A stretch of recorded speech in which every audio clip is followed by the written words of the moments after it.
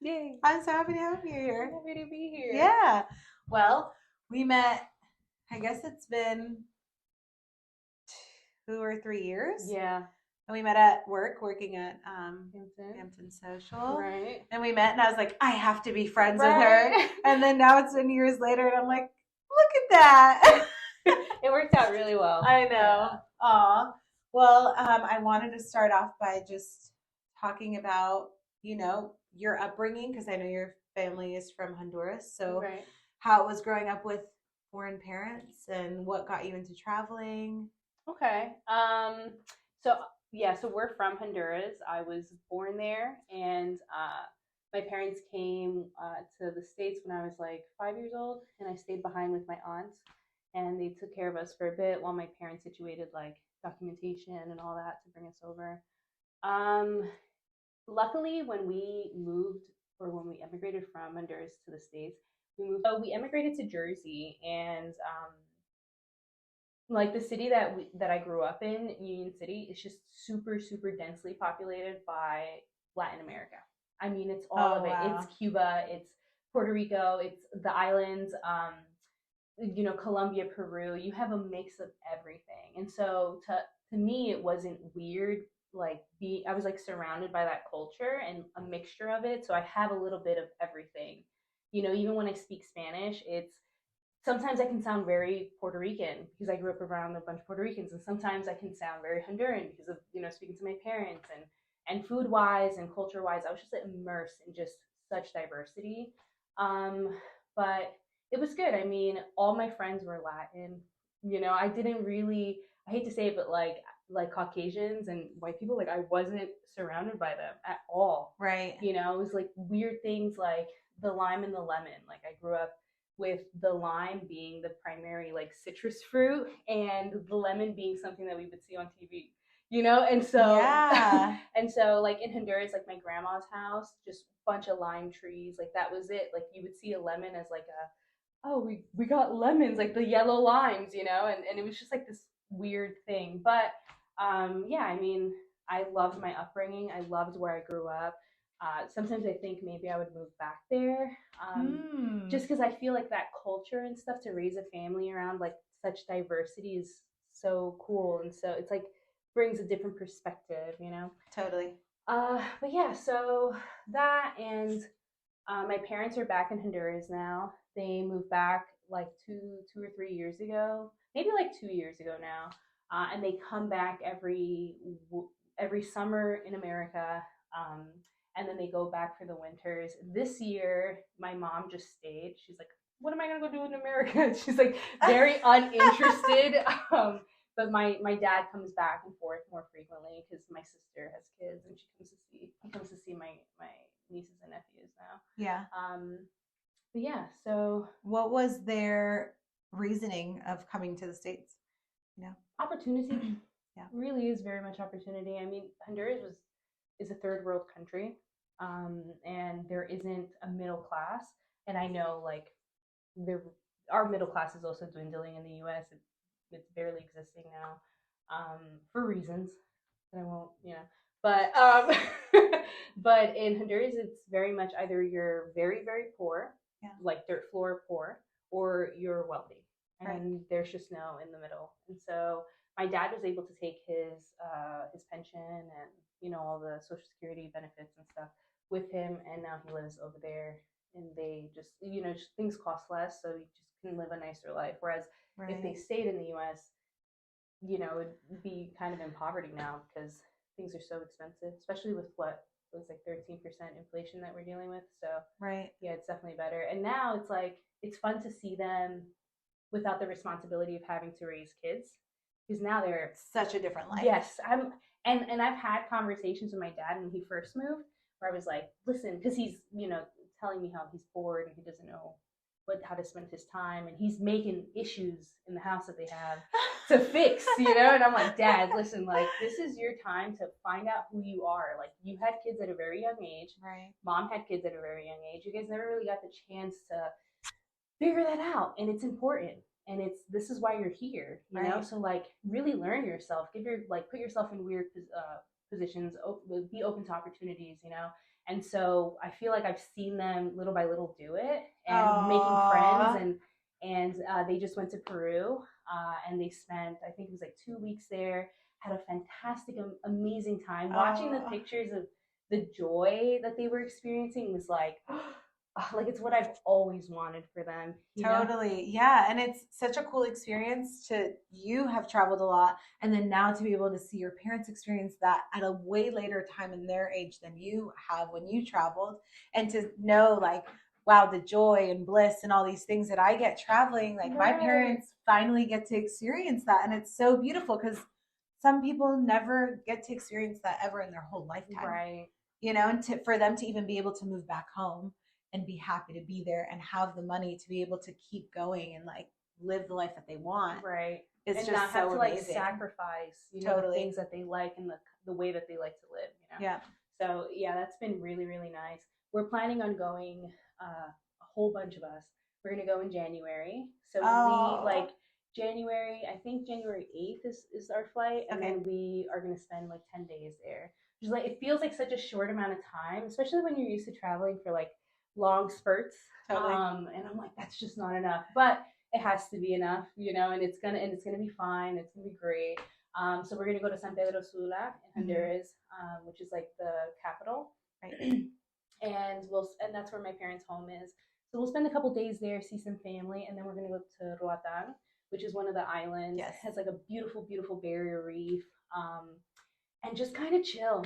I'm excited to spend and like travel with my parents, and I'm excited. My sister's going, her boyfriend, Rick's going. Just like a whole bunch of us. My cousin is gonna be great. Wow. I know. Yeah, and you get to go back into your roots. Right. And how important is that? You know, like especially because you were born there and you spent 5 years, which like the first 7 years of our life is so vastly important in our development. Right. And so to have spent 5 years there, so more than half of that period. Right. And then like going back is so powerful. And like when I first started traveling, I would always get pushback from my family.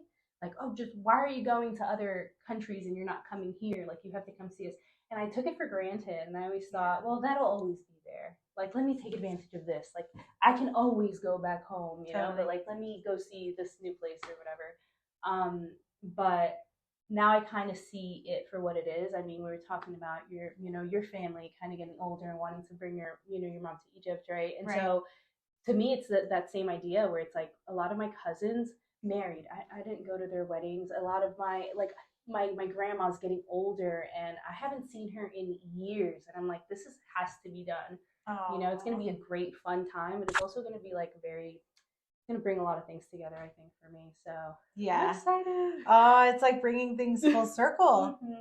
And to see your parents in the space that they're in now, and like being in the mentality and mindset that you're in now too, with like all this change happening in your life, like that's amazing. I know.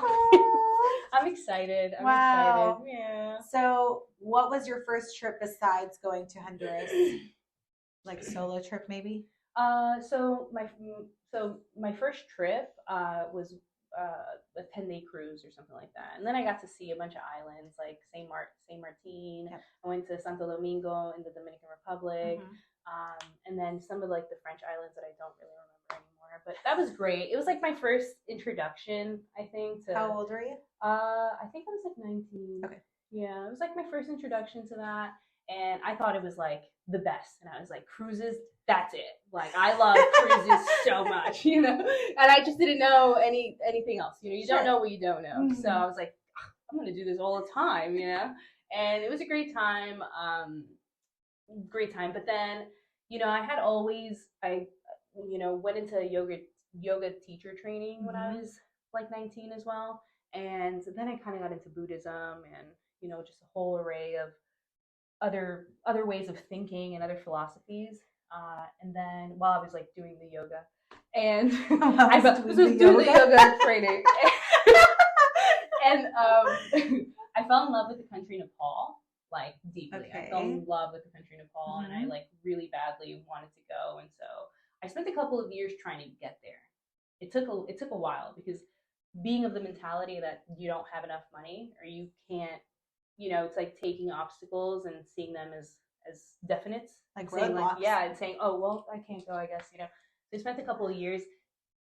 When I think back on it, I think that it wasn't that I never had the money. It's maybe I didn't have like the ability to, I'm gonna say this, like put away the fear, because I think it's like fear that also kind of gets in there, and then saying like, well, I'm gonna figure this out regardless, and I'm gonna make this happen for myself. This is something that I really want, and not saying like, oh, these roadblocks are definite no's and I have to figure something out, like, or I guess I'm just not going. So it's like figuring it out regardless. And so it's something that I wanted. So I went to Nepal for about a month and some change by myself. And that was like the first big trip that I had done alone. And it was scary and thrilling and exciting. And I just didn't know what to expect. But prior to like, I bought the flight finally. And then I started doing a ton of research. Mm-hmm. It was like I bought it months in advance, and so I spent months reading about the country. Where do I want to go? What exactly does it look like? What's my itinerary going to look like? What's my budget? Considering like I still have rent to pay when I come back. How am I gonna, and really being like very direct and very clear with myself. Like, okay, so I need X amount of money to make sure my rent's paid. And this is how much it costs in a day to be in Nepal. And this is how much travel costs. And this is how much a bus costs. And what am I expecting for food, and just like planning it all out. That's what made it very obtainable and very real and like very like, I could do this, was doing that research. Because if not, all you have is your thoughts and like your assumptions, and which can sometimes make you make something small seem very, very big, and you like take it for that. You're like, oh, how am I even going to pay this rent? It's like you can break it down. And so I did that. And I created like an itinerary for myself, essentially, for the 40 days or whatever that I was there, right?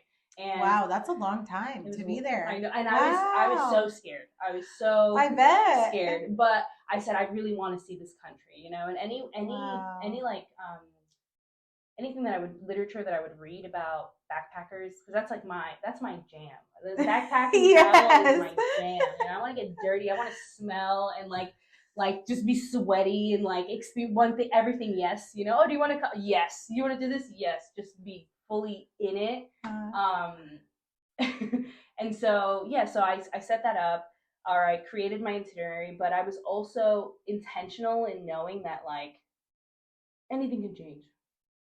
This is my plan for the X amount of time, and this is where I'd like to be by week 2. But if I really like where I am by week 1, like maybe I'll stay. Maybe I don't like it and I want to go to where I'm meant to be in week 2. I'm gonna maybe go do that instead. And I was very okay with meeting people and them being like, so we're gonna do this. Do you want to come? And I'm like, you want? Okay, yes, let's go. Yeah. And so because of that, I got to see and do some really cool shit. Totally, because you're allowing space for fluidity and just being able to be in pure presence. Because like at the end of the day, nothing ever goes as planned. Right. Like, let's be real. Whatever it is, anything that you're planning, like never goes exactly the way you planned it. Right. And so it's like leaving room for magic. It's like, okay, I have a skeleton of what I want to do. And I'm also going to account for the magic that I want to happen and appear in this time. I love that. Leaving room for magic. Yeah, because we spend so much time in our logical minds. And at the end of the day, like anything that our guides or God or whatever you want to call it, the universe, those are things that our minds can't even comprehend. Right. When things play out, you're just like, damn, I would have never thought. Right. I would have never even like realized how this could have even played out better than this, And so it truly is magic. It's like leaving space to be able to break free of your patterns at home and just be. Yeah. And like, so it's, kind of going off of what you're saying. Like when I created my itinerary, I thought, okay, the big cities, I want to see the big cities. I never, I read a couple of things about trekking in Nepal. And I said, I'm brave, but not that brave. I'm gonna chill on that for now, And it wasn't something that I prepared myself for at all. I just said, I love people who do that, but it's not me, And so, while I was in Chitwan, I was in Pokhara in Nepal.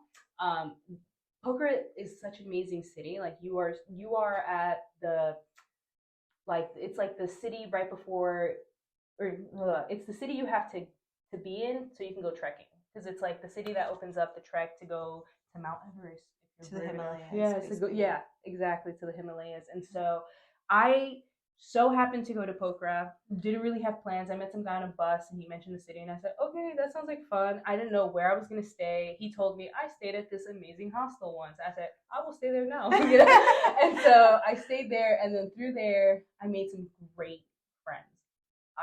These people, I love them forever. I think about them a lot. They're fantastic humans, you know. And you know, the one day my one friend Lise, she's from Amsterdam. Okay. She was like, oh, we're gonna go trekking and do this for a couple days, and I'm just like, I don't know. And then she's like, okay, well, we'll keep talking about it. So then we would go out to lunch, and she'd be like, and we can see this while we're trekking. And I'm like, that sounds like fun. You guys are gonna have a great time. And then she kept bringing it up, right? I said, I don't even have a coat. No, I'm not gonna go do that in the Himalayas. That's crazy. Yeah, and so. But I came all the way over here. Right. I'm not gonna do it. Right.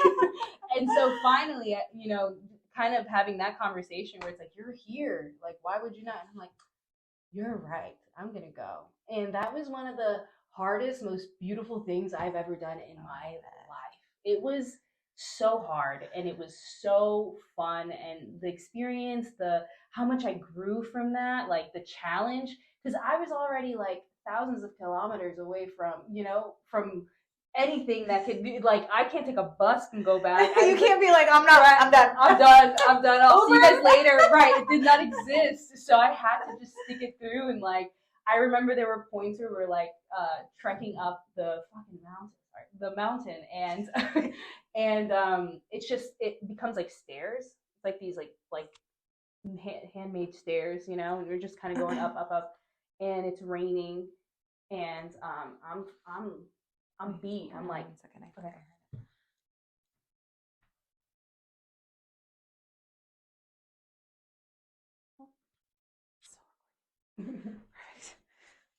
Because last time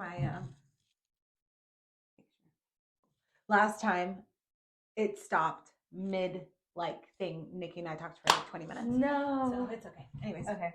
So I was like going up the stairs, and I'm like huffing and puffing and like crying, like actually crying. I'm like, why did I sign up for this? Because just in the moment, I'm sitting in my stink, you know. I'm like, oh, like I feel so bad, like, you know, sitting in those feelings as I'm walking up. And then I look to the side of me, and there is like this.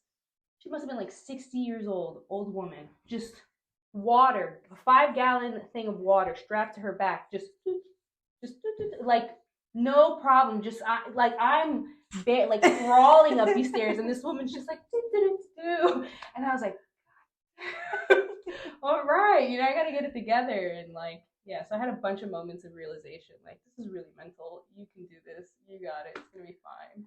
Yeah, we did it. It was good. It's crazy, right? When you get in those moments, because I had a similar experience in Montenegro. I hiked the highest peak, which is, I want to say it's like 2,000 meters. So about 6,000 feet. Mm-hmm.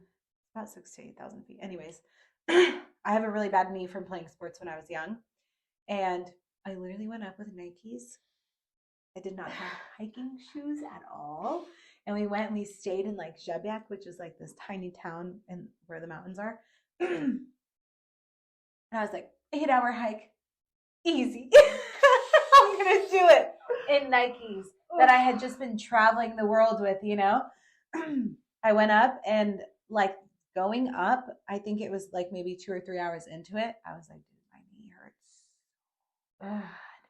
And I don't know if I'm going to make it.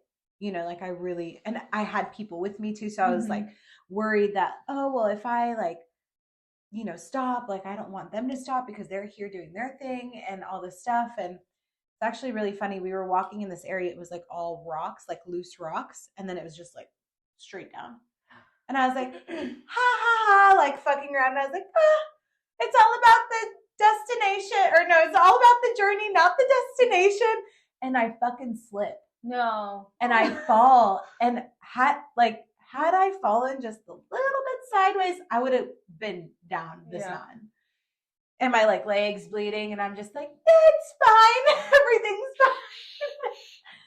So the guys that I was with, I was like, listen, you know, you guys keep going forward. There's only one way up, one way down. I will figure it out. Right. I'll meet you at the top. And we're like, I can see the peak right there. And I'm just like, okay, I still have at least like an hour and a half, worse, if not more.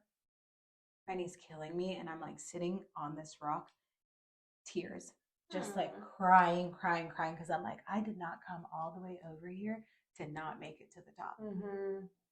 And then I was like, all right, this is that mind over matter moment. Like you said, it's like, this is a challenge. It's not something that cannot be done. It's not like my leg broke or whatever. Like, yeah, I'm in pain. Can I slow down and, you know, slowly get up there? Sure. I like the whole way up, but I made it to the top and I was like, yeah, I did it. And I remember sitting at the top, I was like, this is amazing, you know?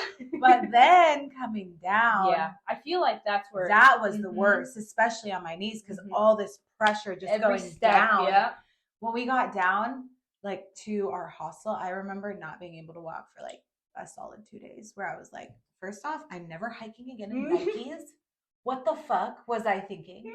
You know, like now I'm like, I would never put myself in that situation. No wonder I fucking almost slid off the mountain. You know what I mean?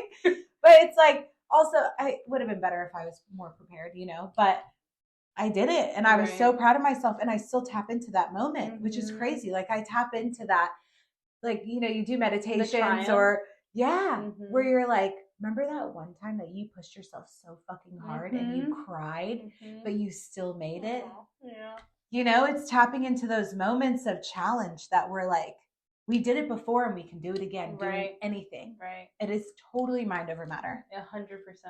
And it's like these ties, like I see everything like red strings, right? And things that tie us together, or the memories and stuff to the feelings, like these red strings to like, it's important to call on that. Because like as we go through life, like you wouldn't think, or I don't know, I feel like people wouldn't think like a moment in Nepal in this, and now I'm in the US, like it's kind of irrelevant to me now, right? But not really, as I'm going through life and I'm figuring out what I want to do, and like I've started this new career and things are difficult and they're scary, but like being able to pull on those, like that red string that brings me back to this feeling, like this emotion, just reminds me that I'm a badass bitch and I can do anything that I put my mind to, and like anything at all. There's no roadblocks but the ones that I create myself and I allow to like sit, you know, like the ones that I allow to stop me. That's the only thing that exists. Yeah. Anything else I can overcome. It's fine. Absolutely. And it's like bringing it back to the roadblocks. It's like, it's all mind created. You know, we sit here and we're like, and two, it's the universe being like, how bad do you want it? Right. How bad do you want it? Because if you don't want it that bad, you're not going to get it. You know, but there's a difference between fighting for what you want and then also not surrendering to the process, right? Because, you know, so many times in even relationships, you fight and you fight and you fight, and you realize like, I'm also not surrendering to the signs. Instead, I'm fighting the whatever, it's not even necessarily a roadblock, but you're just fighting something. You're not surrendering to the process, because you can surrender to the process and see something as not necessarily a roadblock, but a test. How bad do you want it? Right. And then you get it and you're like, I fucking deserve that. Fuck yes. And I can do anything. Thank you very much. Absolutely. And you tap into these moments. And it's crazy too. I think, you know, as when we're young, we're like, oh, like, yeah, I'm going to do this. Like, I have nothing to lose, da, da, da. And it's so strange that as we get older, we tend to be more stuck in our ways. It's like, I'm sorry to interrupt, but it's like fear starts creeping in, right? And it's like this, you get comfortable with, I've talked about this because it's like, it's so interesting that I remember being 19 years old, 20 years old, and being like, nothing scares me. I can do anything, you know? And as I've gotten older, I'm more hesitant to do things that I would have done without blinking an eye, you know? Some of them were maybe a little crazy, you know? Like maybe now I just have a little more of like, oh, preservation of life, you know? Or I'm like, is this risk worth? Is the reward worth the risk? You know, which is fine. It's fair. But I think that it's an issue when it keeps you from living. You know, it becomes like a real, like you really got to sit with yourself and say, like, where is this stemming from? Where is this hesitation stemming from? What is this coming from? You know, is this real? Is this preservation of life? Am I just trying to, or am I just so afraid of like stepping outside of my comfort zone, the zone that I've kind of like fallen into, that I'm now no longer living the life that I've like wanted to live for myself, you know? Right. So yeah, I think that it definitely happens, especially as we get older. You have more things to take care of. You have a house now and a car, and maybe some people have kids. Some people, you know. But how bad do you want it? Right. That's what it boils down to. It's like, you know, when we're young, we don't so much care about what society tells us. Mm-hmm. You know what I mean? But as we've gotten older, it's like, oh, you're in your 30s. Like, you should be married with kids and have a career and make X amount of money and da-da-da. And I'm like, the people that are doing that, a lot of them are really unhappy. Very, very much so, yeah. You know? And so I'm like, why don't we teach society to be happy, to chase the things that give them life when they wake up? Right. When you wake up in the morning, are you excited to be awake? Mm-hmm. Or are you sitting there and you're like dreading that moment you have to get up and do these things? And it's like, what an unfulfilling way to live. 100%. You know? And that's 100%. Like a huge thing too that I've been seeing in like studies of people who are passing, and how they say that a lot of the things they regret are like not being able to travel or choosing to travel when they had the time, and realizing that they really don't have that much time. Time flies by like this. Right. And, you know, I've been trying to get myself in a space, instead of using the word time, it's energy. Am I putting my energy towards things that I know that I'll energetically get something good back from it? Right. Or am I putting my energy towards something that isn't fulfilling, and then I'm literally just wasting my energy? 100%. And like, yes. Yeah. So after Nepal, you did Nepal for 40 days. What was your gold? Like your gold nugget from Nepal, if anything, what was it? Honestly, I think it was kind of going off of what we've been saying, the realization that I can do anything, because I was so scared. I remember the first day that I was in Nepal, like I remember getting off the plane, having to go through customs and getting like my I needed a visa. I didn't realize that was, so I didn't do the best research. He ripped everything and you're like, oh fuck, I need one of those. And so I'm like, oh God, you know, I thought, you know, it ended up working out just fine. Yeah. But then, you know, getting a cab, and I'm like, okay, I'm going to this hostel, take me here. And he's just kind of going through the streets, and it was culture shock. It was a culture. I'm from a third world country, and I've seen like poverty, you know, I've seen it in my family's homes, you know, but like, this was different. This was like a different experience, and like seeing, just like going through the streets, and people are just going to work and they're just doing their things. But to me, it was like, oh my gosh, there's so many people on the road. And as I'm going, my windows are down, and people are like, hey. And at the moment I had blonde hair, like really, really blonde hair. And so people are like taking pictures of me. It was like a weird thing for me. And I'm just like, okay, so whatever. So I get to my hostel, and I go upstairs, and I'm just like, oh God, I did it. You know, I'm like, I did it up here. Great. I said, so if I never leave my hostel, I've still been in Nepal for 30 days. I can still say I came, you know, it's fine. And I remember, you know, the time change between Nepal and, you know, where I was in Long Island was like, I think it was like night and day. Like during the day over there, it was nighttime here. And so I remember reaching out to every person I've ever spoken to, just because I needed comfort. And so I'm like messaging like just anyone that I can think of, like, hey, but I know we haven't spoken in 3 years, but you know, I'm doing this weird thing. Yeah, could you talk to me? You know, just looking for some sort of connection. And I remember I messaged my one friend, Olivia, and I will thank her for this for the rest of my life, because it was like just what I needed, just desserts. It was like perfect. And so I messaged her, and she's not responding quick enough for me. And so I snap on her, and I'm like, what the hell? I'm like in Nepal by myself. Like, the very least you can do is respond to me. I need a friend right now. And she like turned around and was like, Stephanie, you're doing Nepal because you've wanted to do Nepal for such a long time. What are you going to do? You're going to stay in your hostel the whole time? I can't be there for you. I can't experience Nepal for you. I can't sit there and be a crutch to you. Like, I love you so much. Contact me. Please let me know how things are going, but I can't. She's like, I'm living my life here too. Like, I got to go to work, you know? And I'm just like, oh, you have shit to do?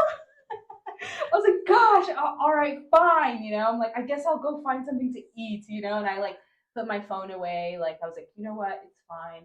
And I, you know, it shifted my experience. But then because of that, because she got me out of the hostel with such cruel, mean, uplifting words, that I walked out and I had like my New York, New Jersey, like mean mug on, you know, don't look at me. Why are you staring at me? Like, what the fuck is going on? Just so like, like I had opened myself up to go to Nepal, but then as soon as I got there, I was like, you energetically. Yeah, I said, no, thank you.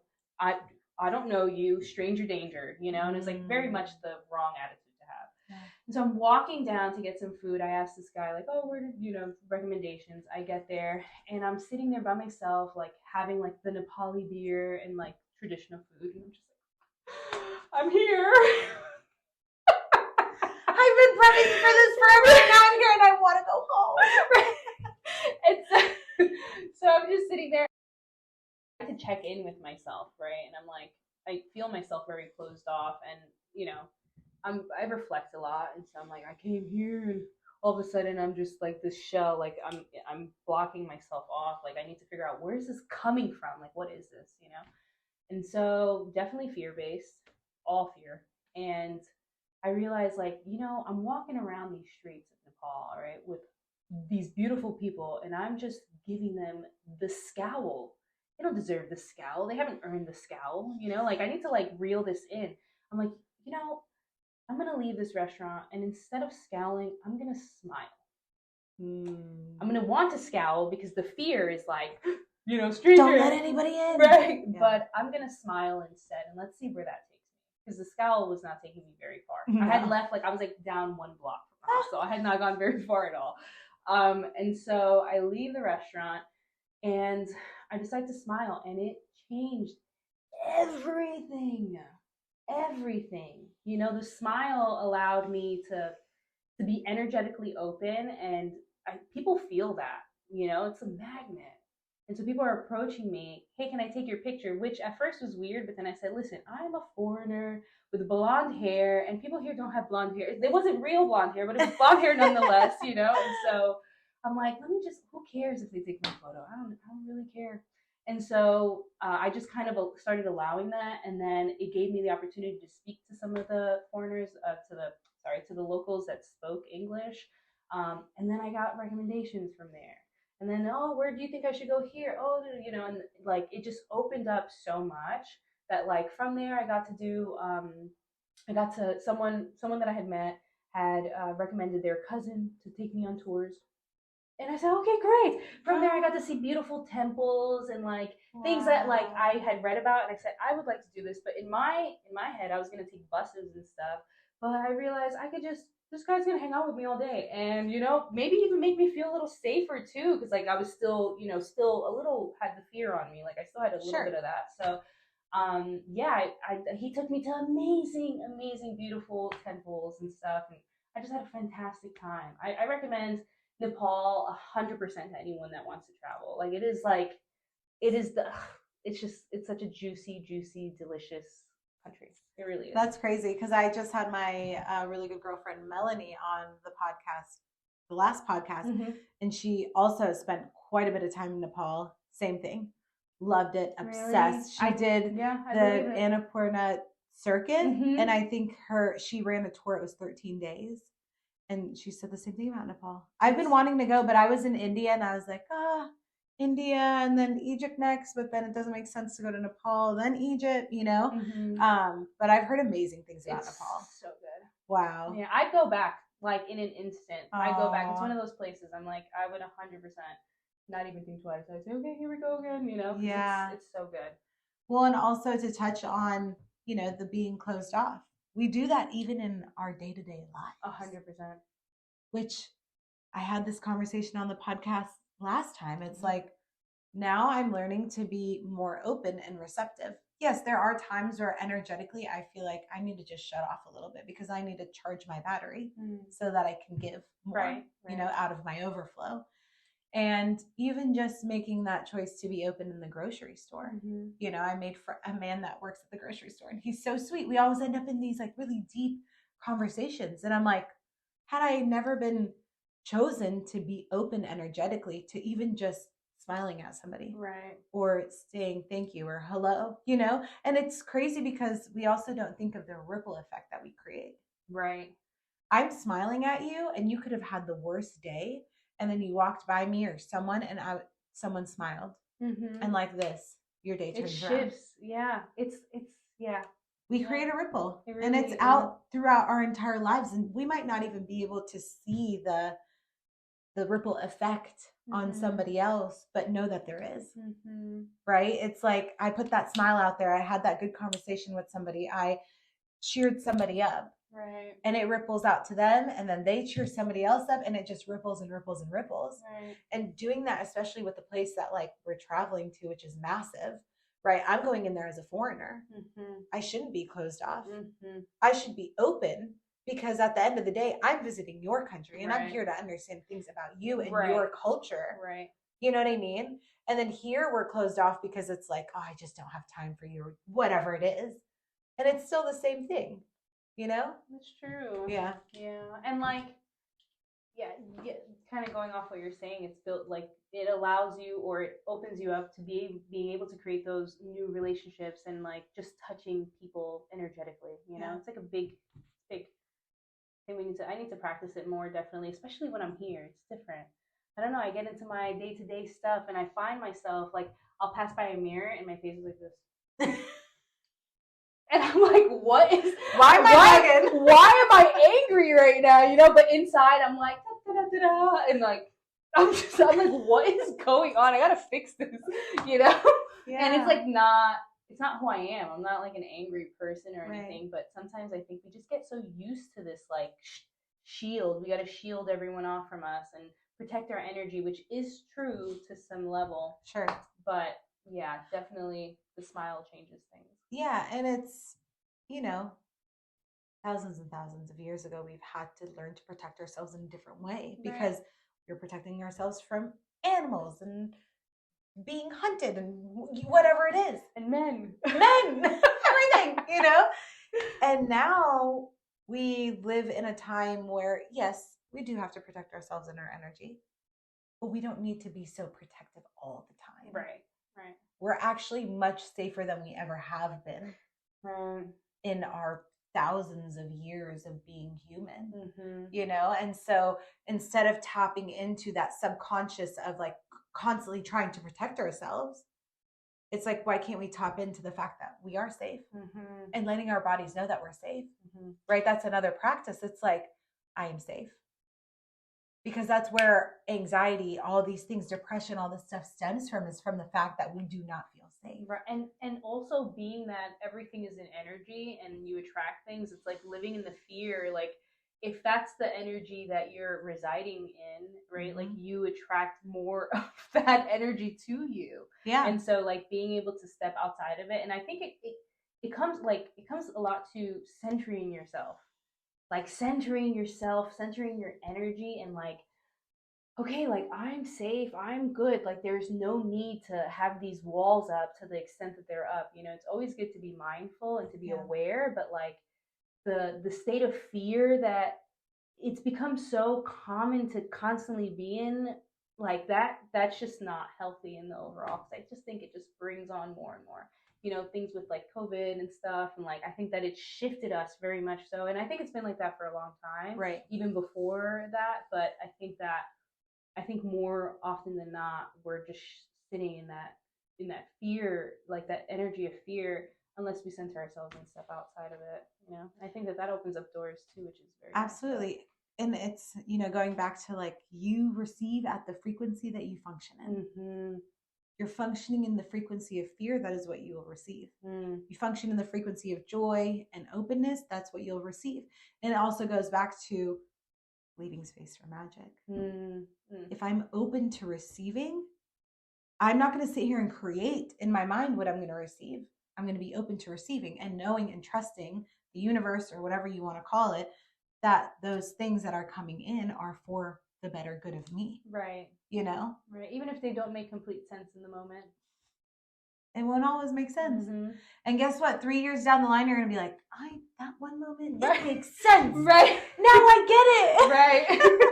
It's so true. And it's following your excitement. When you're excited, when you meet somebody, like even like when we met each other, I was like, I like her. I want to be her friend. And there's a reason why. I don't know what it is, but we're going to be friends. And look at how it panned out. I know. It's really beautiful to just follow that innate feeling of connectedness or excitedness to be able to create more of that. Right. And it's the same thing with traveling. Like you travel and you're very heavy in your fear. Like, I'm afraid that I'm going to get robbed, or I'm afraid that I'm going to get whatever it is. It's like, well, I understand that totally, because there are spaces where you do have to be a little bit more aware. Right. But are you going to let fear stop you? Right. From doing those things? I have a good story on that too. Oh. Tell us. But this was in Mexico. So Rick and I took a trip. Let's make sure it's still recording. Yes. I didn't even bring my fucking water in here.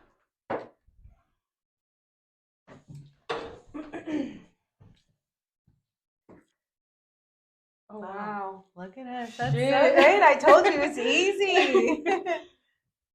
Okay. Clap.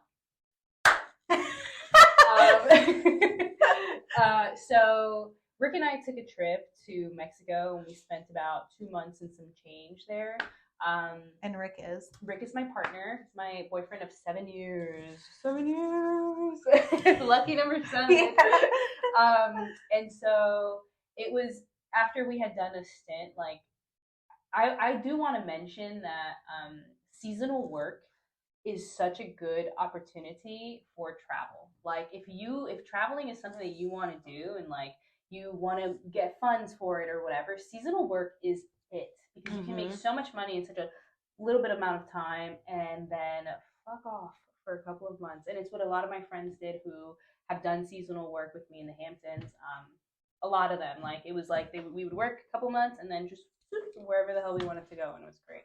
But so that's where Rick and I had met. He was in the Hamptons working at a resort doing seasonal work.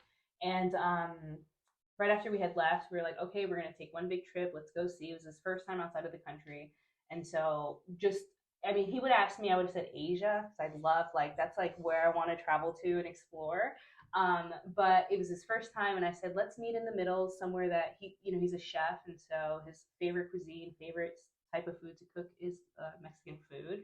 So let's go to Mexico. Let's go try some authentic tacos. You love making tacos. Like, let's make sure that, like, what you're making is authentic to what it is, like, it's the only way that he'll, like, see it, since he doesn't have a grandmother that can show him, like, it's just not his culture. So we went to Mexico, and we started in Mexico City. And, it was fantastic. I love Mexico so much. It's a beautiful country. Had I been able to stay there and live, I think that I would. It's such a beautiful, great space. But we got to Mexico City, and, kind of going off of what we're talking about fear, but then there's also spaces where you do have to be aware, and you have to be smart about, I don't know, like, your choices. Like, you can't be ignorant to the realities, right? So it's like you have to be open and say, like, yeah, I'm willing to accept whatever opportunities come my way, and, like, I'm not going to live in fear, and I'm going to be brave. But then you also should do your research as to, like, where you're walking through and, like, what you're actually doing. Yeah, that's also important. Right. Don't treat these countries like it's your home country. Right. And so we get to Mexico. First thing we do, dental work. Cavities, all the things, because I'm sure everyone knows how expensive it is to do any sort of dental work in the States. So anyways, we do that, and then that was like day 2 or 3, and I'm like, let's go to Condado. Condado is like this, like, barrio. It's like a little city, like a little area in Mexico City. But we got to get from Bellas Artes, which is another area, to Condado. And I look on the map, and this is my fault.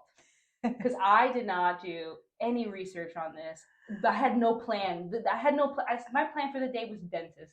So this is just like on the whim, So I didn't really do any research, and I didn't ask any questions. Yeah. And so I just said, okay, we're gonna get from Bellas Artes to Condado, and to get from point A to point B, you have to. And we wanted to walk, and so I didn't research. I didn't know. So I said, okay, Google says, and I think it was my hubris because I speak Spanish, and I thought, we're gonna be fine. We're gonna be fine. Like I don't have to. But what did Google say? Google said like 3 miles, 3 miles. You zigzag here, 3 miles. And so I'm like, okay, fine, 3 miles, no big deal. We got this. That'll be fun. We can see like the area, and we're walking through. Not a problem at first. Not a problem. Then all of a sudden, we're like maybe half a mile away from Condado, and it takes us through train tracks. Huh? This is hubris, silliness, not smart on my part. I was like, it's fine, like we're good. And so we're walking through behind like these like little like towns in between in the train tracks, and then all of a sudden I start smelling so much weed, and I'm like, that's maybe it's a skunk, I don't know, and just like ignoring all the signs, ignoring every single sign that you're like, it's fine, I speak Spanish. Right. I was like just relying heavy on my Spanish speaking and ignored every single gut feeling, every single sign, which was just absolute lunacy on my part. Like usually when I travel by myself, I lean into my gut. And I'm using this as an excuse, and it was a terrible excuse. But I was with my boyfriend. I said, I'm safe. I'm safe as I don't gotta use. We're good, And like, all of a sudden, these 2 men run at us in like full cholo gear, like a black and white striped shirt, long sleeve. And I look at Rick. This is embarrassing. I look at Rick, and I'm like, weird. It's kind of hot for them to be running and. Just absolute, just, and then they come and they like hold us at gunpoint, and oh my god, yeah, and so it was a little struggle for a little bit, and then I had taken this Polaroid camera from Rick's book bag prior to like us even starting the walk, just because I was like, I felt bad, he had a book bag. I said, I'll take some of the weight, but this thing was broken, and that's really why I wasn't using it the whole time. So when the guys approach us, I'm speaking Spanish. I'm like, no tenemos nada. We don't have anything. Like, please. And I feel like it struck a nerve, the fact that I could speak Spanish, or maybe I just like to believe that, so I can still hold on to the fact that was some sort of safety net. Saved us, right? And so the guy, like, I give the guy the thing, like mutually, just rips it off of me, and they run away, and they take it with them, and they just start running. I peed myself. I was so scared. I just you always wonder what kind of person you're gonna be in those situations. I'm the kind of person that pees themselves. Apparently, I just like wow. I didn't even notice until we like started walking, and I'm just like, oh gosh, like what's going on? And we start walking out of like it's like the opening, almost like the end of the tunnel. We see the light, and we're literally down the block from where we were going. And we're like, okay. And I see a little guy selling cigarettes, and I like buy one, and I'm like just so scared. And then, Condado's a really, really, really nice part of Mexico. It's like yes. really, really pretty and like upscale. So we went to like the nicest restaurant we could find at that point. We were trying to be conservative with money, like just thinking of like the long trip ahead. But that day I was like, I don't fucking care. It's crazy to think of too, because we had almost all of our cash with us. We had our phones. We hadn't gotten a card yet that we could utilize there, mm-hmm. and so we had a lot of money on us. Both of our phones were like $1,000 a piece. Like all this stuff. It could have been worse. Our documents were with us, our passports and stuff. It was like really ignorant choices were made, prior to going. Like that was just silly decision making, And so, we ended up eating some, having a bunch of drinks, taking a cab back, and I'll send you a picture of I took a selfie of us right after waiting for the Uber because I was like I need to document like this moment, these feelings, and so we're just like, and both of us are just so defeated, and so this happened maybe day 2 or 3 of the trip, and we still had 2 months and some change left. So a lot of decision making had to happen right then and there. So we go to the Airbnb, and I mean the first night, nightmares, having nightmares of like seeing their faces and stuff, and just being so scared. And I would wake up just like in a like sweat, and I felt responsible too because here I am trying to show him that travel is so great and so fun and so safe. And then some things you can't plan for, and you can't plan against, like things are going to happen the way that they're going to happen, but definitely you can be smart about the decisions that you make and the research that you do. Like that's something that's in your control. Yeah, right? And being prepared for it. Right, like preparing for things like that is in your control. Like a lot of things are not in our control. We barely control most of anything in our lives, but being prepared and like doing the research and stuff, that is what's in our control. And so I feel like that's where I had messed up a little bit. But we had spent maybe 2 more days in the Airbnb and not wanting to really leave. And so knowing that we had to go eat because we're humans and we need sustenance, but like being afraid to like step outside. And so after 2 days, I remember being in the Airbnb and just being like, listen, like we have to make a choice now. Like we have this massive trip planned. We can buy a flight and go back home.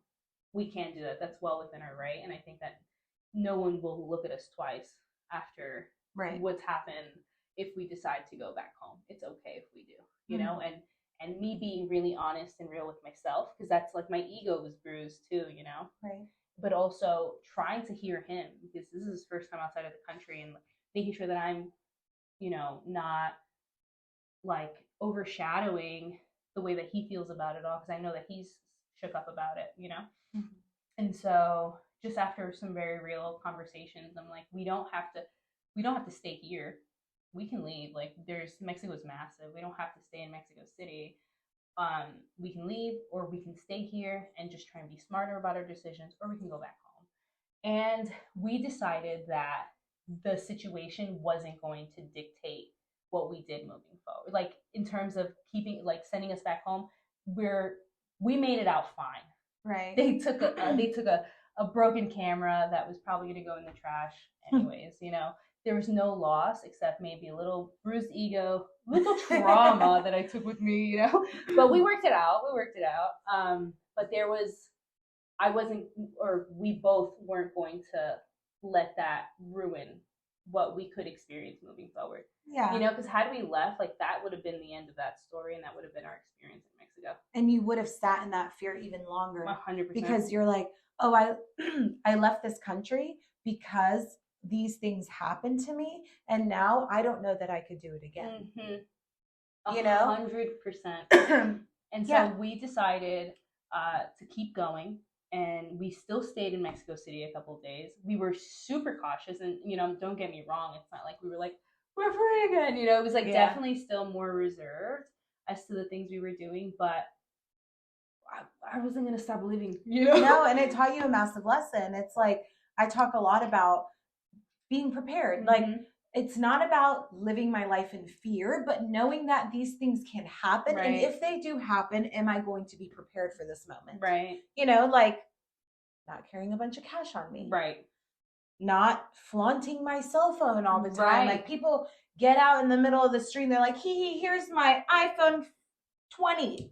And I'm going to take a picture. And this is a $2,000 phone. Right. And I'm going to make it known that I have money. And like, I think most importantly, my takeaway was trust my gut. Read the signs. Like be open to you have to be aware enough to say, I didn't really research this walk. I didn't really know if this was okay. We're going down a train track. Maybe we don't need to be doing that right now. You wouldn't do that at home. Right. Absolutely not. But you choose to do it in Mexico? Right. Like absolutely not.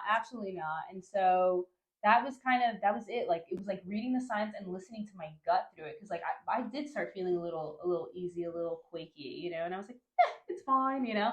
And it's like, I feel like I sold myself out in that moment. Like I you know, the innate trust that I have with the universe and my gut to always guide me in the right place. I completely ignored all the signs. And so yes, that happens, you know.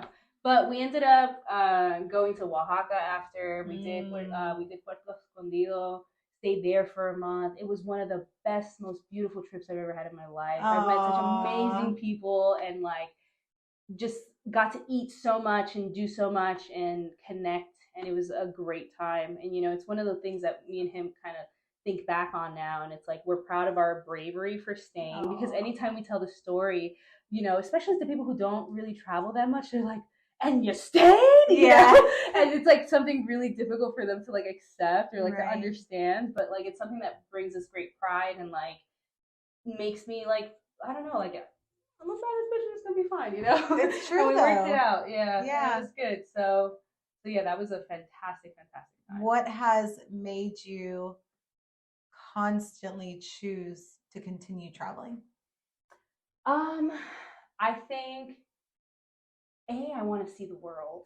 Yeah. I think the world is so beautiful. Like, there's just so much out there, temples and caves and people. Another food.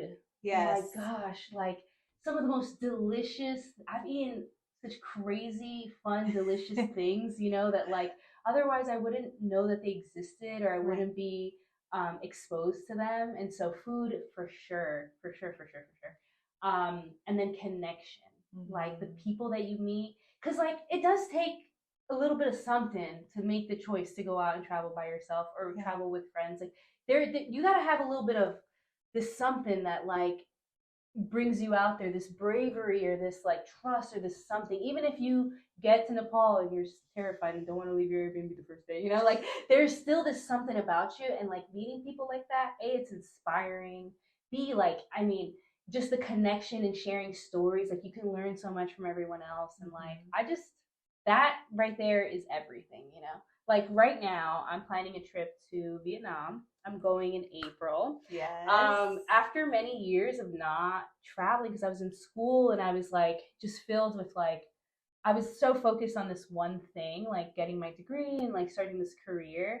I've been lately feeling like something's been missing a bit. And I'm like, what is it? Like, what can I, like, you know, I'm going hiking and I'm trying to do this. And, you know, granted, I am working a really off schedule, the night shift schedule at the hospital. So, you know, so a mixed bag of that, but also I want to see more. I want to do more. And I'm just going to go ahead and do it. So, so I've started planning this trip. This trip is going to be about 9 days. It's end of April. It's either, I haven't booked this flight yet. It'll either be end of April to May, to like first week of May, or it'll be end of March, the first week of April. I'm not sure. It'll be one of those little stints. And I've started the preliminary research. So, you know, just looking up how much it's going to be per day. Like how much is expected, like am I expected to spend? What's a plate of food look like? What's transportation looking like? Things like that. And so I'm excited. And I've also looked up a couple of hikes, whereas like when I went to Nepal, it's not something that I was interested in. But now I'm like, I had such a great time, even though I cried going up the mountains, you know, like it's going to be fine. I'm going to make it there. So I just want to see more, do more, eat more food. Yes. Yeah. I love that you do so much research, because I am similar in the aspect. I never really sat there and was like, oh, how much is it going to cost me per day? Which I think it's so amazing that you do that. I should probably be a little bit more organized.